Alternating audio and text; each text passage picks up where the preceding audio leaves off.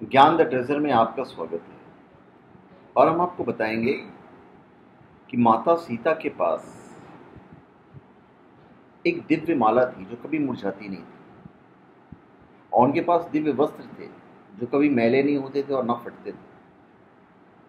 आखिर उनको ये गिफ्ट मतलब उपहार किसने दिया, हम उसके बारे में आपको बताने जा रहे हैं।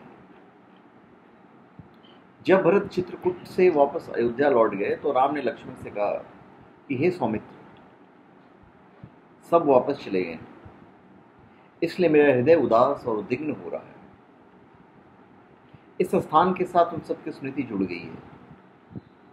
मुझे बारंबार उनकी स्मृति सताने लगी है। अतः मेरा विचार है कि अब हम इस स्थान का परित्याग कर दें और अन्यत्र कहीं जाकर निवास करें। इस प्रकार सीता और लक्ष्मण से अपने विचार का समर्थन प्राप्त करके उन्हें चित्रकूट का परित्याग कर दिया और वहां से चल पड़े। चलते चलते वो महर्षि अत्रि के आश्रम में जा पहुंचे। उन्होंने परम तपस्वी वृद्ध महर्षि को प्रणाम किया तथा अपना परिचय दिया। महर्षि अत्रि ने उनका स्नेहपूर्वक स्वागत किया। फिर महर्षि अत्रि ने अपनी वृद्ध पत्नी अनुसुईया को मिथिला नरेश की राजकुमारी और अयोध्या की ज्येष्ठ पुत्रवधू सीता से परिचय करवाया और उनका यथोचित सत्कार करने के लिए कहा। इस पर राम ने भी सीता से कहा कि सीते, माता के समान स्नेहमयी अनुसुईया देवी के चरण स्पर्श करो। सीता ने अनुसुईया के चरण स्पर्श किया और उनसे आशीर्वाद प्राप्त किया।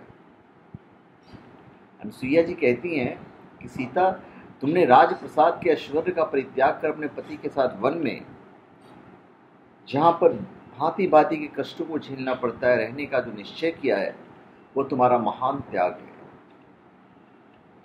मैं तुम्हारे त्याग से अत्यंत प्रसन्न हूं। तुमने तीनों लोकों में नारी की पतिव्रत धर्म की महिमा को महामंडित कर दिया है। हे सुभगे, जो अपने पति के गुण अवगुणों का विचार किए बिना उसे ईश्वर के समान सम्मान देती है और प्रत्येक दुख सुख में उसका अनुसरण करती है, उस स्त्री के चरणों पर स्वर्ग स्वयं न्यौछावर हो जाता है। पति चाहे कितना ही कुरूप, दुष्चरित्र, क्रोधी और निर्धन क्यों न हो, वो पत्नी के लिए सदैव श्रद्धेय है। उसके जैसा कोई दूसरा संबंध नहीं होता। पति की सच्ची सेवा ही स्वर्ग का मार्ग प्रशस्त करती है। जो स्त्री अपने पति में दुर्गुण देखती है, उस पर अपना वर्चस्व स्थापित करने के लिए उसके साथ नित्य कलह करती है और उसकी अवमानना और उसकी अवज्ञाओं का अवहेलना करती है, तो इस लोक में अपयश तो मिलता ही है, पर मृत्यु के पश्चात नरक को भी जाती है। तुम स्वयं समस्त शास्त्रों की जानने वाली हो तथा अपने पति की अनुगामिनी हो, अतः तुम्हें तो किसी प्रकार की शिक्षा देने की आवश्यकता ही नहीं है। तुमने अपने कर्तव्य पालन करके तीनों लोकों में कीर्ति प्राप्त की है। मेरा आशीर्वाद है कि तुम्हारी बुद्धि सदा इसी प्रकार निर्मल बना रहे। तो माता सीता कहती हैं उपदेश सुनने के बाद कि हे आर्या, आपके उपदेश मेरे लिए अत्यंत महत्वपूर्ण है। मेरी माता और सास ने भी मुझे यही शिक्षा दी है कि पति स्त्री की गुरु, देवता और सर्वस्व होता है। अब आपके द्वारा की गई शिक्षा आपने दी है, उसको भी मैंने हृदयंगम कर लिया है। मैं आपको विश्वास दिलाती हूँ कि पति का अनुगमन में ही मेरे जीवन का एकमात्र लक्ष्य है और मैं कभी इस मार्ग से विचलित नहीं होंगी। फिर अनुसुईया बहुत खुश होती हैं और कहती हैं कि अब मैं तुमसे प्रसन्न हूं, अपनी इच्छा अनुसार कोई वर मांगो। मैं वनवासिनी अवश्य हूं, किंतु दैवी शक्ति से किसी भी मानव की मनोकामना पूर्ण करने में समर्थ हूं। सीता बोलती कि माता, मैं तो पूर्णतः संतुष्ट हूं। आपने मुझ पर असीम कृपा की है, यही मेरे लिए यथेष्ट है।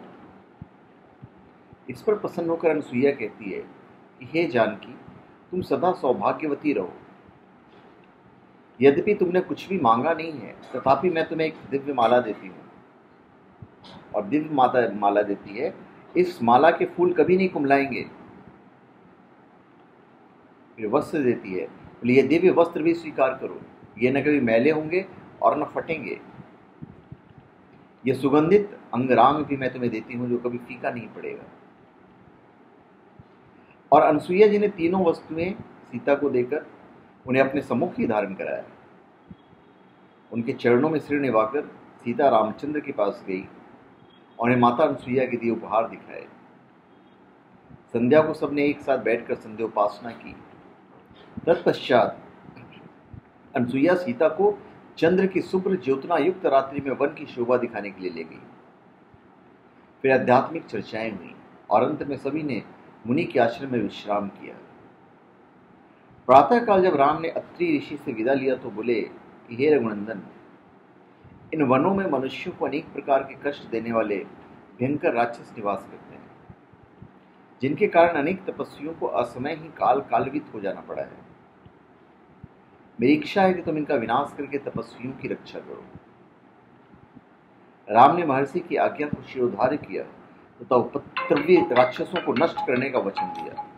फिर सीता तथा लक्ष्मण के साथ वहां से दंडक वन के लिए प्रस्थान किया। तो धन्यवाद। आप हमारे चैनल पर सब्सक्राइब करें और अपने कमेंट दीजिए। धन्यवाद।